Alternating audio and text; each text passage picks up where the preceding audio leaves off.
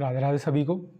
आशा है आप सब कुशल मंगल होंगे और स्वागत करता हूं मैं आप सभी का मेरे इस यूट्यूब चैनल पे।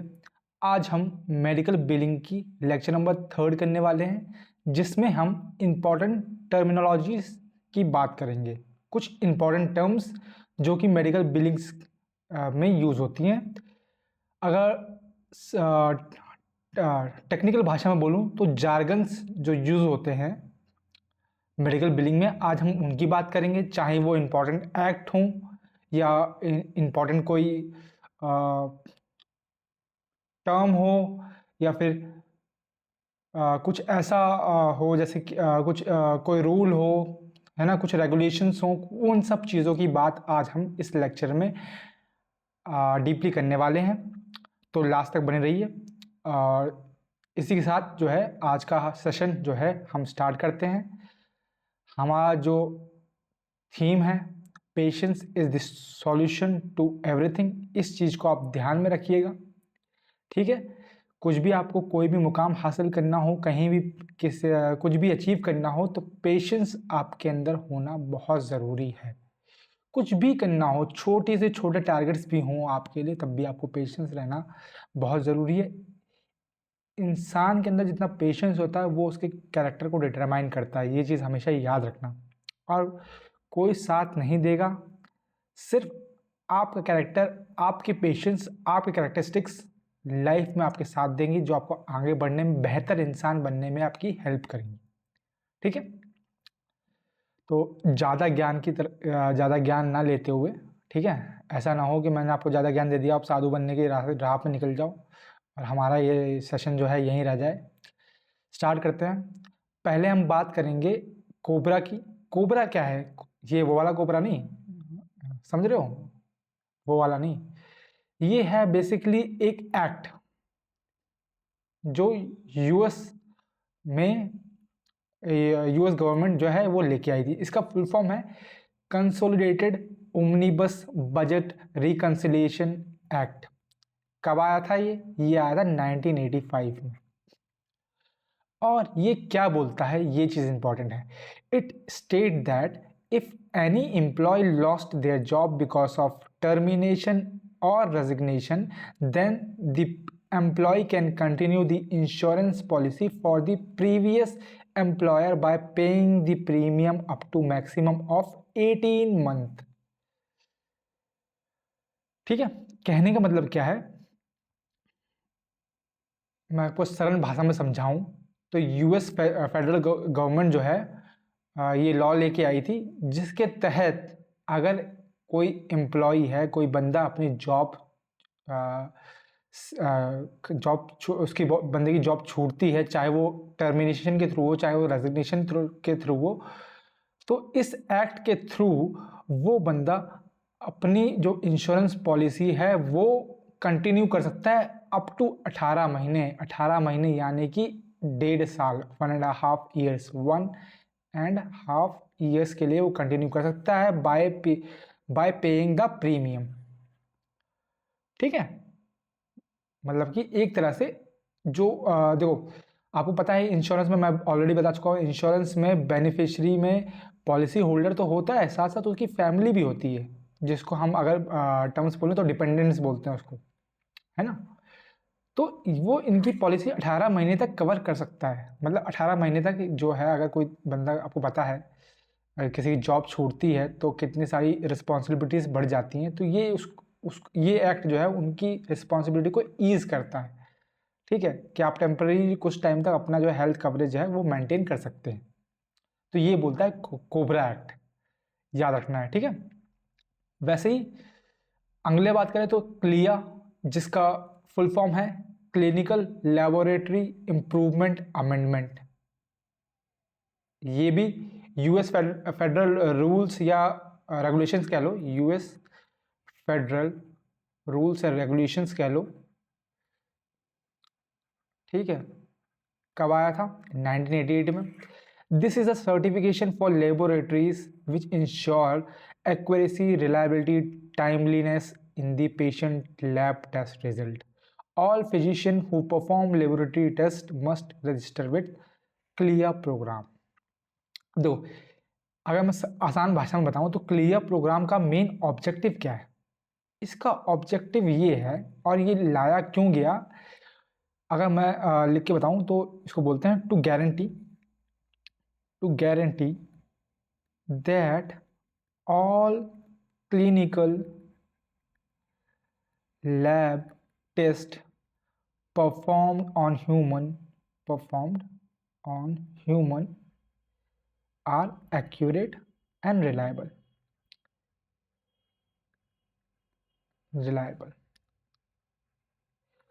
तो हर हॉस्पिटल जो है, हर लैब जो है, उसको क्लियर सर्टिफिकेट लेना पड़ता है। वो मतलब कि एक ये बता देते कि ये अगर कोई लैब है वो क्लियर सर्टिफाइड है तो उस पर हम भरोसा कर सकते हैं, एक्यूरेट और रिलायबल रिजल्ट देगी, ऐसा आप बोल सकते हैं। इसीलिए क्लिया जो सर्टिफिकेशन है वो यूएस गवर्नमेंट लेके आई, ताकि मतलब एक सेंट्रल, एक यूनिवर्सल सर्टिफिकेशन बनाया जाए कि अगर मतलब कि हर लैब अगर इसको लेती है तो मतलब क्या है कि आप उसके रिजल्ट को भरोसा कर सकते हो। वो रिजल्ट जो है अगर आप दूसरे हॉस्पिटल में भी लेके जाएंगे तब भी उसका मान्य होगा। ऐसा नहीं है, देखो इंडिया में क्या है, अगर आप एक हॉस्पिटल में जा रहे हैं तो वो अपना टेस्ट करवाएगा, दूसरे हॉस्पिटल में जाएंगे वो अपना टेस्ट करवाएगा, है ना?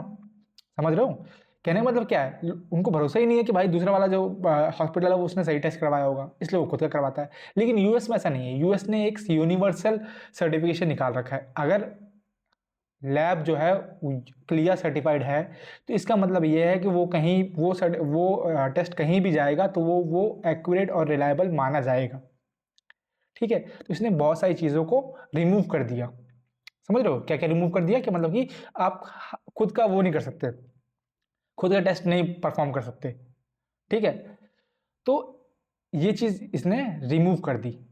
और आप नोटिस करेंगे, अगर नोटिस करेंगे तो मैक्सिमम जो यूएस के हॉस्पिटल हैं वो जो लैब्स वगैरह हैं वो क्लियर सर्टिफाइड होती ही हैं।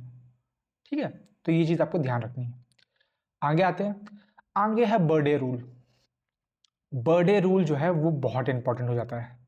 ठीक है, क्यों? क्योंकि उस दिन हमें केक खाने को मिलता है। ठीक है,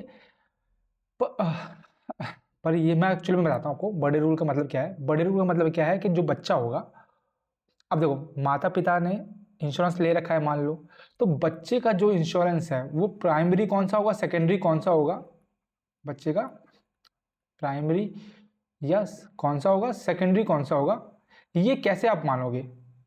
है ना, इंडिया में क्या होता है, इंडिया में बच्चे का भी इंश्योरेंस हो जाता है ना? लेकिन अगर न्यूबॉर्न है तो तुरंत थोड़ी इंश्योरेंस करा लोगे उसका। समझ रहे हो? तो मतलब बहुत से केसेस में किसका हम यूएस में क्या है डिटरमाइन करते हैं बर्थडे रूल से कि बच्चे का प्राइमरी इंश्योरेंस किसका होगा, सेकेंडरी कौन सा होगा। तो birthday rule state that it determines coverage by primary and secondary policy when each parent subscribe to a different health insurance plan। अगर हर माँ बाप का जो है, हर पेरेंट का जो है अलग अलग हेल्थ इंश्योरेंस है तो ये बताएगा, बर्थडे रूल बताएगा कि पिताजी का जो है वो प्राइमरी इंश्योरेंस होगा या माताजी का सेकेंडरी होगा बच्चे के लिए।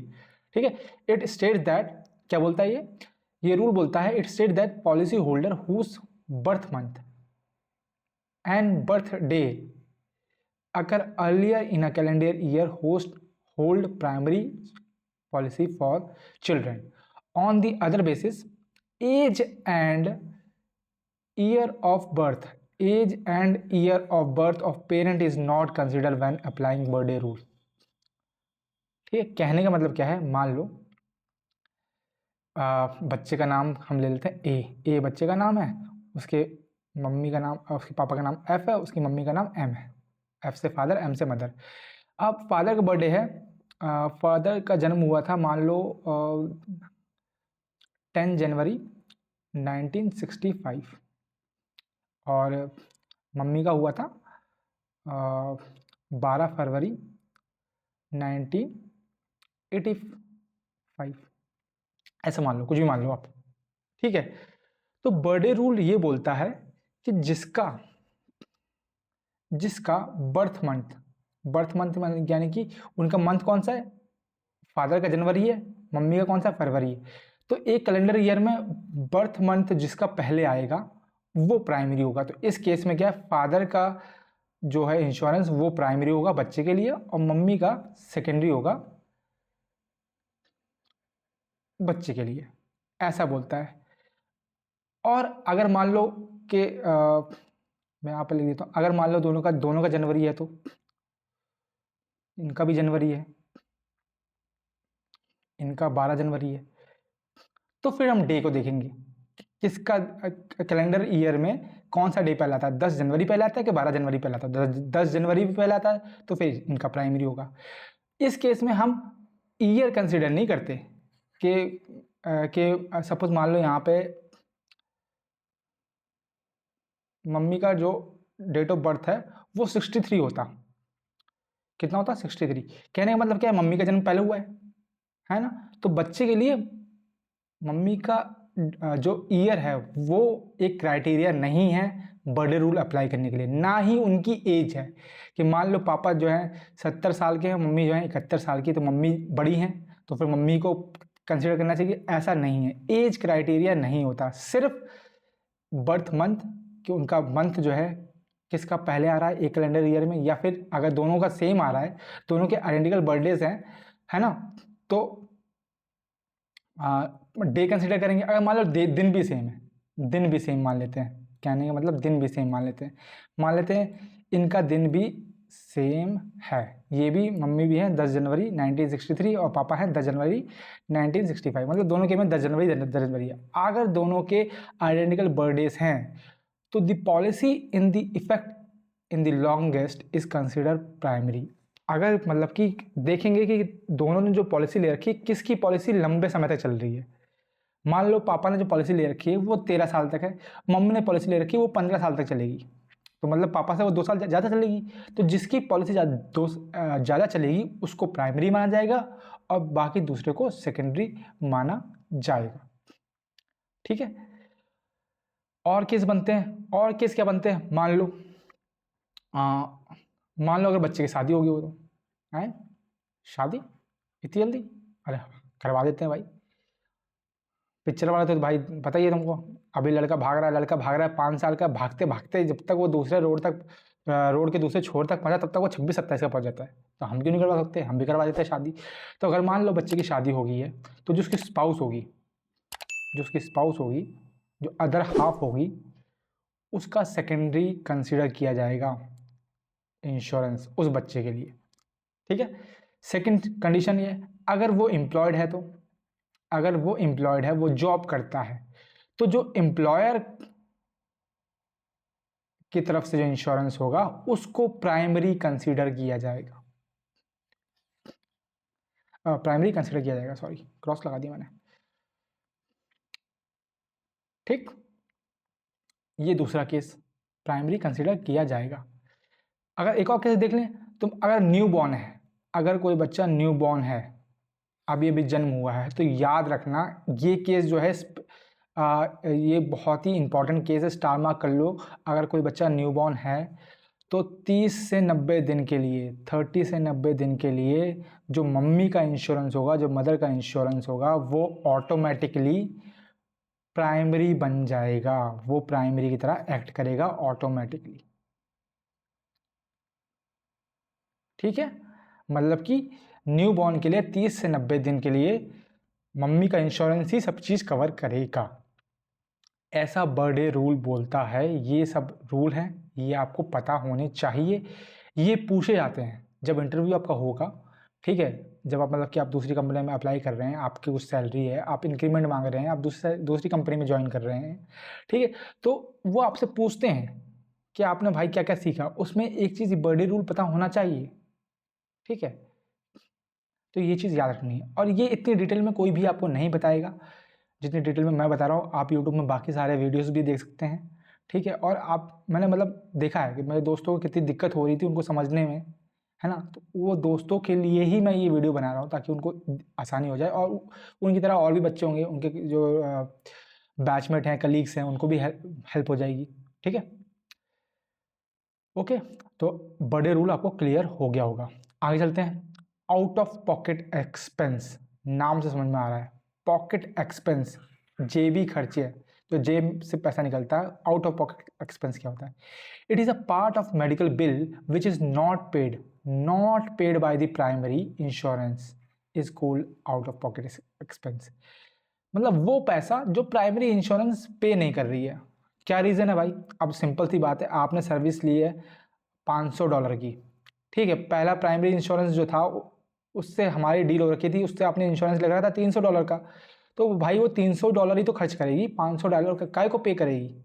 समझ रहे हो? तो बचा हुआ $200 है, $200 जो बच गया वो या तो आप सेकेंडरी से पे करवाओ, और सेकेंडरी नहीं है तो फिर पेशेंट पे करेगा। तो ये क्या है? इसी को बोलते हैं आउट ऑफ पॉकेट एक्सपेंस, जो आपको अपनी जेब से देने पड़ रहे हैं अगर प्राइमरी इंश्योरेंस कवर नहीं कर रहा है तो। आई होप आपको क्लियर होगा। इसमें भी 2 सिनेरियोस हैं जो कि मैंने लिख रखे हैं। सिनेरियोस क्या है? बेसिकली डेफिनेशन है, अगर प्रोवाइडर आउट ऑफ नेटवर्क है, और आउट ऑफ नेटवर्क का मतलब मैंने बता रखा है ना, तो जो कोपे होगा, जो डिडक्टिबल होगा, जो कोइंसिडेंस होगा और जो बैलेंस बिल होगा, इन चारों को हम बोलेंगे आउट ऑफ पॉकेट एक्सपेंस। वहीं अगर प्रोवाइडर इन नेटवर्क है तो जो कोपे है, को इंश्योरेंस है और डिडक्टिबल है, इन तीनों को हम बोलेंगे आउट ऑफ पॉकेट एक्सपेंस। ठीक है, ये चीज आपको याद रखनी है। आई होप इतना क्लियर हो गया होगा। आगे चलते हैं। P10 की फुल फॉर्म है प्रोवाइडर ट्रांजैक्शन एक्सेस नंबर। एक तरह से ये एक नंबर होता है, ठीक है। It is given by Medicare to their partner providers. Medicare देता है। मेडिकेयर क्या है? मेडिकेयर एक गवर्नमेंट सुविधा है, ठीक है। जैसे जैसे आप सरकारी स्कूल होते हैं, है ना, वैसे सरकारी हॉस्पिटल समझ लो आप, वो मेडिकेयर है। तो वो अपने पार्टनर प्रोवाइडर्स को, आपको पता है कि जो गवर्नमेंट के स्कूल होते हैं, गवर्नमेंट के अस्पताल होते हैं, वो एक लिमिटेड जो है सरकारी अस्पताल है, वो एक लिमिटेड केयर कर सकते हैं आपको, लेकिन आपको मतलब कि पर उनसे कुछ संबंधित हॉस्पिटल होते हैं कि जिनसे वो रेफर कर देते हैं कि भाई यहाँ पे नहीं, आप यहाँ चल जाओ, ये हमारा पार्टनर प्रोवाइडर है। तो वो एक आईडी देते हैं, उस आईडी उस पिन को बोलते हैं P10 provider transaction access number, जिसको हम मेडिकेयर पिन भी बोलते हैं। ये चीज़ आपको पता होनी चाहिए, just like patient ID. Okay, आगे चलते हैं। टिन की बात करते हैं। टिन क्या है? Tax identification number. Tax identification number क्या है? It is a 9 digit assigned by the state to a business और एंटिटी और फॉर टैक्स पर्पस। ये लाइन याद रखना, टैक्स पर्पस। जैसे कि हमारा पैन कार्ड है, इंडिया में क्या चलता है? इंडिया में चलता है पैन कार्ड, तो पैन कार्ड नंबर होता है। सेम चीज वो है, वही है टिन नंबर या फिर टैक्स आइडेंटिफिकेशन नंबर। जो नंबर जो है आपको टैक्स असाइन किया जाता है सरकार द्वारा, ताकि आप tax for the purpose of tax, आप टैक्स भरने में आपकी हेल्प हो सके, आपसे उसकी आइडेंटिटी पहचान जाए। मतलब कि अगर आपको पैन कार्ड नंबर टैक्स भरते समय अगर डायल करेंगे तो उनको पता चल जाएगा कि भाई ये बंदे का नाम ये है, इस नंबर पे ये बंदा जो है टैक्स भर रहा है, तो उसी को टिन बोलते हैं, टैक्स आइडेंटिफिकेशन नंबर। अगला है NPI, जिसको हम बोलते हैं नेशनल प्रोवाइडर आइडेंटिफिकेशन नंबर। ठीक है, national provider identification number. It is a 10 digit numeric identifier to for provider. सिर्फ प्रोवाइडर यानी कि सिर्फ हॉस्पिटल को मिलता है, हॉस्पिटल हो गया, क्लिनिक्स हो गए, इन सबको इशू करता है बाय CMS की फॉर्म ऑलरेडी देख चुके हैं। वैसे मतलब ऐसा समझ लो आप, जो गवर्नमेंट है वो प्रोवाइडर को एक नंबर देती है। जैसे कि आपने यहाँ पे हर दुकान के पास GST नंबर लिखा होता है, GST नंबर है या रजिस्ट्रेशन नंबर है, ठीक है। तो हॉस्पिटल के पास जो नंबर होता है उसको बोलते हैं US में, उसको बोलते हैं NPI, national provider identification number. उस नंबर से पता चलता है कि ये हॉस्पिटल ने रजिस्ट्रेशन ले रखा है। आई होप आपको इतना समझ में आ गया होगा। आगे आते हैं। SSN number, social security number. ये याद रखना, ये पेशेंट के लिए होता है, पेशेंट के लिए होता है। It is a 9 digit number given by the federal government to all American citizens. ठीक है, या फिर सिटीजन कह लो या फिर पेशेंट कह लो, सब कुछ भी कह लो। एक 9 डिजिट जैसे कि अपना आधार कार्ड नंबर है, आप आधार कार्ड से समझ जाओ। आधार कार्ड क्या है? एक यूनिक आइडेंटिफिकेशन नंबर है कि हर बंदे के पास एक यूनिक आधार कार्ड नंबर है, उस आधार कार्ड नंबर से आपको गवर्नमेंट को पता चलता है कि ये बंदा ये है, ये बंदा ये है। इंडिया में आधार कार्ड चलता है, वहाँ पे चलता है एसएसएन नंबर, ये यूएस गवर्नमेंट में, ठीक है। ये एक 9 डिजिट नंबर होता है जो हर अमेरिकन सिटीजन को मिलता है, जिससे पता चलता है कि ये बंदा कौन है। और जब आप मेडिकल बिलिंग करेंगे तो आपको ये पता चलेगा कि एसएसएन नंबर जो है वो ईजिली अवेलेबल नहीं होता है। जनरली स्टार मार्क वगैरह ऐसे, मतलब जब चेक करेंगे तो स्टार स्टार स्टार लगे होंगे, है ना। जैसे आप आधार कार्ड चेक करते हो तो आधार कार्ड में लास्ट 4 डिजिट्स देखने को मिलते हैं, बाकी सबके आगे स्टार स्टार लगा होता है ना। इसका मतलब क्या है, अगर देना चाहे तो पूरा दे सकते हैं, लेकिन नहीं देते हैं ना, क्योंकि वो एक तरह से अगर उससे आपकी पूरी बायोडेटा पता चल रही है कि आप कहाँ के हैं, आपके पिताजी का नाम क्या है, कहाँ के रहने वाले हैं, है ना। तो ये चीज़ है। तो सोशल सिक्योरिटी नंबर जो है वो इजीली अवेलेबल नहीं होता है, और ये एक तरह से अमेरिकन सिटीजन की आईडी कार्ड है। जैसे इंडिया के लोगों की आईडी कार्ड क्या है, आधार कार्ड है। आई होप इतना समझ में आ गया होगा। आगे आते हैं एनडीसी, जिसका फुल फॉर्म है national drug code, unique product identifier used in US. क्या है, प्रोडक्ट आइडेंटिफायर। प्रोडक्ट मतलब कि जो प्रोडक्ट यूज़ कर रहे हैं, ड्रग्स यूज़ कर रहे हैं, ठीक है। ड्रग्स में वो वाला ड्रग्स नहीं, ड्रग्स मतलब मेडिसिन, ठीक है। मेडिकल की टर्म में ड्रग्स का मतलब होता है मेडिसिन। जैसे कि आप पैरासीटामोल यूज़ कर रहे हैं, तो पैरासीटामोल हम तो बोल देंगे सीटामोल, लेकिन यूएस में हर मेडिसिन के लिए एक नंबर दे रखा है कि 1,00,000 1 नंबर है, तो मतलब क्या है, वो पैरासीटामोल की बात कर रहा है, ठीक है। या कॉम्बीफ्लेन लिख लो, या कॉम्बी कोई भी लिख लो, कॉम्बीफ्लेन लिख लो, या फिर आप वो कोल्ड की कौन सी होती है, कोल्ड की कोई बताओ दवाई, उसकी कुछ भी मान लो, ठीक है। कोल्ड के लिए कोई मान लो, उसका कुछ कोड दे रखा है। तो ये हर प्रोडक्ट का एक यूनिक कोड लिखा होता है यूएस में, उससे पता चलता है कि हम कौन सी मेडिसिन यूज़ कर रहे हैं, और ये 11 डिजिट कोड होता है, ये चीज़ पता होनी चाहिए। सीपीटी और आईसीडी ये अलग है, एनडीसी अलग है। एनडीसी जो है वो ड्रग्स के लिए है, और सीपीटी वगैरह जो है ट्रीटमेंट और डिजीज, ये सब अलग अलग चीज़ें हैं। समझ रहे हो आप, ये चीज़ ध्यान रखना।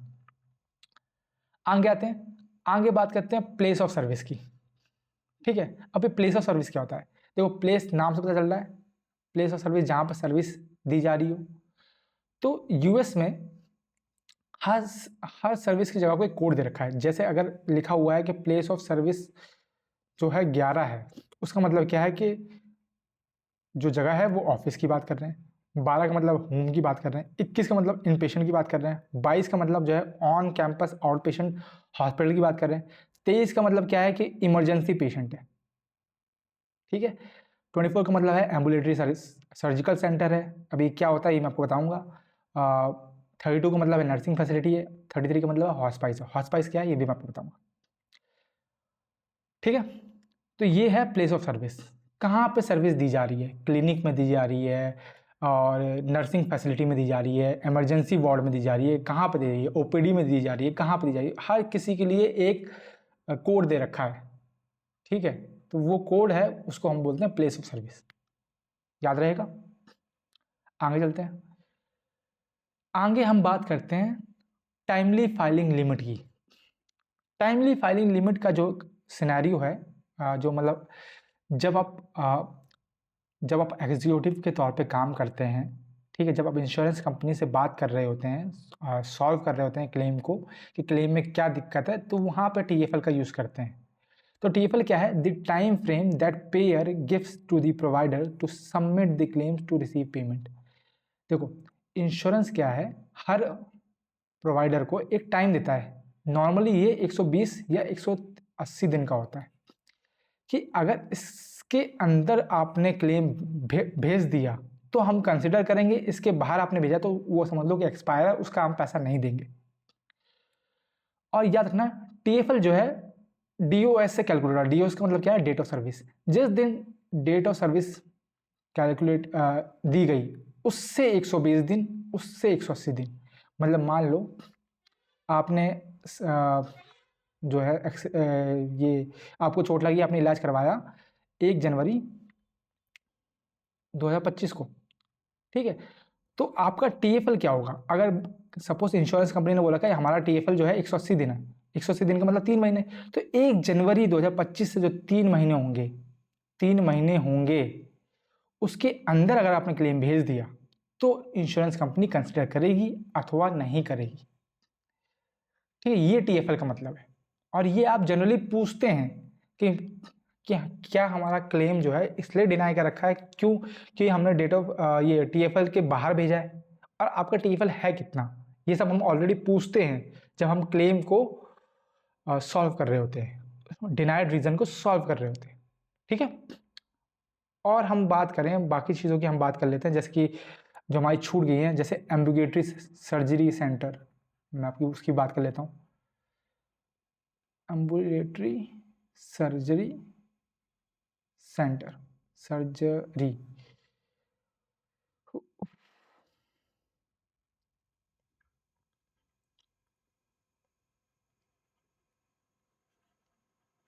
सेंटर, इसको हम आउट पेशेंट सर्जरी सेंटर भी बोलते हैं।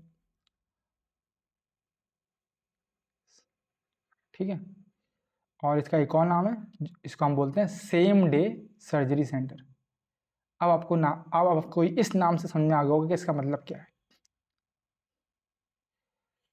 वो जगह जहां पर रात को रुकने की जरूरत ना पड़े, दिन ही दिन में इलाज हो जाए, उस जगह को हम बोलते हैं एम्बुलेटरी सर्जिकल सेंटर या फिर सेम डे सर्जिकल सेंटर या फिर out patient surgery centre. India में बोलते हैं ओपीडी, आउट पेशेंट डिपार्टमेंट बोलते हैं उसको। ठीक है, जहां पे नाइट स्टे नहीं करना पड़े। ठीक है, उस जगह को बोलते हैं एम्बुलेटरी सर्जरी सेंटर। ठीक, नर्सिंग फैसिलिटी की बात कर लें तो नर्सिंग फैसिलिटी वही है, आपको पता है, जैसे कि क्या बोलते हैं रिहैब जो होते हैं, फैसिलिटी रिहैब जो होते हैं हमारे। फ़र्क इतना होता है कि इसमें जो है नर्सेस होती हैं जो कि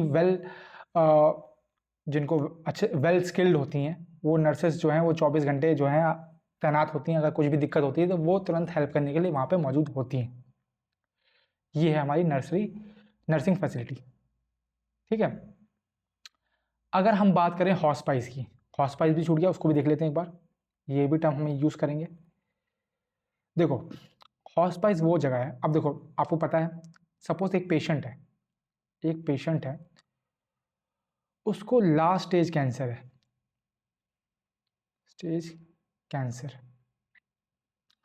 उसको भी पता है, डॉक्टर्स को भी पता है कि ये इनक्योरेबल है, अब इसको क्योर नहीं कर सकते हम, कितना भी ट्रीटमेंट ले लो अब क्योर नहीं कर सकते। ठीक है, तो उस पेशेंट के लिए, है ना, उस पेशेंट को डिस्कम्फर्ट या फिर पेन रिड्यूस के लिए, है ना, हम क्या करते हैं, इमोशनल सपोर्ट देते हैं, कि हम इमोशनल सपोर्ट देते हैं। ठीक है, पता तो सब कुछ है लेकिन हम इमोशनल सपोर्ट देते हैं ताकि वो हिम्मत ना हारे। समझ रहे हो, तो ऐसी जगह जो ये काम करती हैं उनको हम हॉस्पाइस बोलते हैं। ऐसी जगह जहां पे ऐसे लोगों का देखभाल किया जाता है जिनकी डिसीज़ जो है इनक्योरेबल होती हैं, पर उनका ख्याल इसलिए रखा जाता है ताकि उनको डिस्कम्फर्ट और पेन रिडक्शन में हेल्प हो सके। ऐसी जगह को हम हॉस्पाइस बोलते हैं, ये चीज़ आपको याद रखनी है। ठीक है, अब एक बात कर लेते हैं इसकी भी, ये है आपका W9 फॉर्म। क्या है आपका W9 फॉर्म? अब ये W9 फॉर्म क्या होता है? ठीक है, W9 फॉर्म जो है वो आपके मेडिकल बिलिंग में बहुत बार यूज़ होने वाला है। एक्चुअल में ये एक तरह का internal revenue service tax form होता है। मैं लिख देता हूँ यहाँ पे, इंटरनल रेवेन्यू सर्विस, जिसको हम IRS बोलते हैं, IRS टैक्स फॉर्म होता है।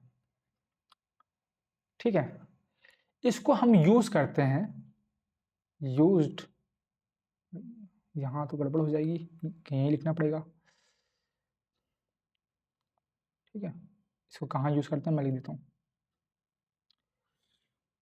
ठीक है, used for updating provider details,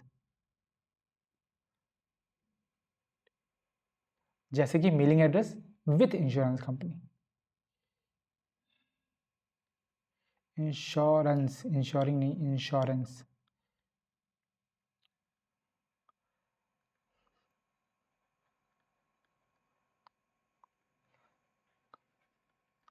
ठीक है, नाम से समझ गए होंगे।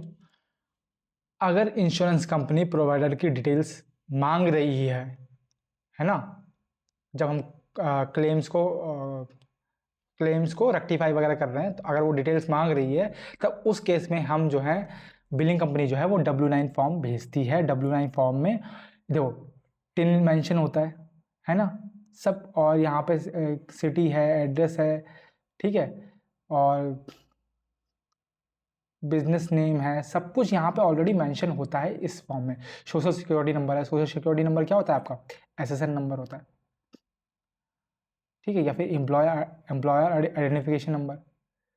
तो ये फॉर्म में जो है प्रोवाइडर की detail as well as patient की डिटेल भी इंश्योरेंस कंपनी को पता चलती है इसके थ्रू। तो हम उस केस में W9 फॉर्म भेजते हैं। जब आप करेंगे और जब आपके ऐसे आपके पास ऐसी सिचुएशन आ जाएगी तब आपको पता चलेगा कि W9 फॉर्म क्यों यूज होता है।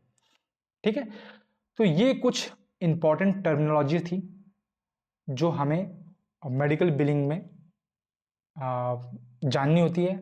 हम उसके जब हम मेडिकल बिलिंग कंपनी में होते हैं तब हम इस सब टर्मिनोलॉजी के थ्रू हम गुजरते हैं।